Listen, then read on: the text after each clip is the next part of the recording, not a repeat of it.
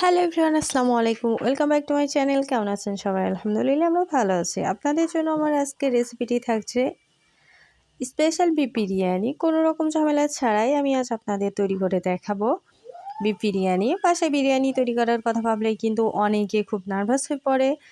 খেতে ভালো হবে কিনা এটা নিয়েই সবাই বেশি ভাবে। এখন টেনশন মুক্ত করে আমার এই রেসিপিটি ফলো করে ঝটপট প্রিয় মানুষের জন্য তৈরি করে ফেলুন। আমি আজ বিরিয়ানি তৈরি করার জন্য এখানে নিয়েছি 1 কেজি গরুর গোশ এবং এই গোশটা কেমন ছোট ছোট টুকরা করে কেটে নিয়েছি। আমি এখন চুলায় একটি প্যান বসিয়ে দিয়েছি আর এখানে পরিমাণ মতো দিয়ে দিব তেল, আর এখানে দিয়ে দিব 2-3টা তেজপাতা, 5-6টা মতো এলাচ, দিয়ে দিব 5-6টা মতো লবঙ্গ আর দারুচিনির 2 টুকরা, আর দিয়ে দিব কেটে রাখা পেঁয়াজ কুচিগুলা। এবার আমি এই মিশ্রণটিকে ভালোভাবে নেড়ে চেড়ে নিব। এগুলাকে আমি একটু নেড়ে চেড়ে ভেজে নিব। আর এখানে আমি দিয়ে দিব জিরে, এলাচ, আদা, রসুন ও দারুচিনি বাটা, আর দিয়ে দিব সামান্য পরিমাণ হলুদ, আর এখানে দিয়ে দিব 2 চামচ পরিমাণ শুকনো মরিচের গুঁড়া। এবার এই মিশ্রণগুলিকে ভালোভাবে নেড়ে চেড়ে নিব। আর এখানে আমি দিয়ে দিব পরিমাণ মতো লবণ, দিয়ে আবারও আমি এগুলাকে নেড়ে চেড়ে এবার আমি এখানে দিয়ে দিব ধুয়ে রাখা গোশগুলা। এখন আমি এগুলাকে একটু নেড়ে এই গোশটাকে কষিয়ে নিব। আর এখানে আমি দিয়ে দিয়েছি চা কাপের 1 কাপ পরিমাণ মতো পানি। এবার একটু নেড়ে চেড়ে ঢাকনাটা দিয়ে আমি এখানে গোশটা সিদ্ধ করার জন্য ঢেকে দিব। এভাবে কিছু সময় জাল হতে থাকবে মিডিয়াম আঁচে। ঢাকনাটি উঠিয়ে মাঝে মধ্যে কিন্তু নেড়ে চেড়ে দিতে হবে, না হলে কিন্তু নিচে থেকে পুড়ে যেতে পারে। তো এভাবেই দেখতে দেখতে আমার কিন্তু গোশটা হয়ে আসছে প্রায়।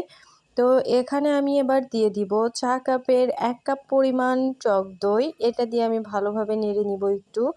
আর দিয়ে দিব চা চামচের 2 চামচ বিরিয়ানির মশলা, দিয়ে আবারও এটাকে ভালোভাবে নেড়ে চেড়ে নিব।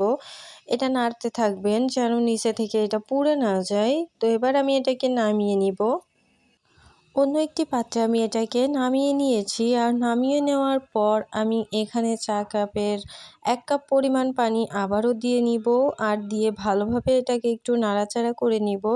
আর যদি আপনারা মনে করেন আপনাদের বিরিয়ানির ভাতটা একটু বেশি ফুটে গেছে, তাহলে এই সময়ে গোশে পানিটা কম দিবেন।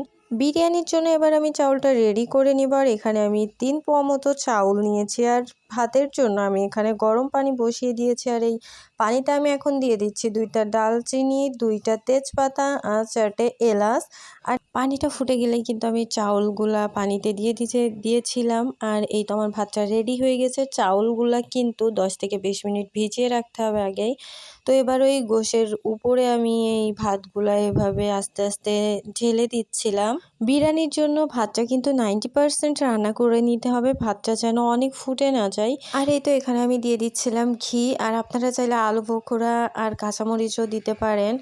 আর এখানে আমি এবার দিয়ে দিব কেওড়া জল। লো আঁচে 10 মিনিটের মতো আমি ঢাকনা দিয়ে রেখে দিয়েছিলাম। আমার বিরিয়ানিটা হয়ে গেছে আলহামদুলিল্লাহ। এবার আমি একটা প্লেটে সুন্দর করে বিরিয়ানি সাজিয়ে নিব। আর আমার এই রেসিপিটি ফলো করে যে কেউ কিন্তু খুব সহজে এই বিফ বিরিয়ানিটি তৈরি করতে পারবে। তাই আমার রেসিপিটি ফলো করে আমার চ্যানেলটা সাবস্ক্রাইব করে লাইক, কমেন্ট, শেয়ার করে পাশে থাকবেন। সবাই ভালো থাকবেন। নেক্সট কোনো ভিডিওতে দেখা হবে। আল্লাহ হাফেজ।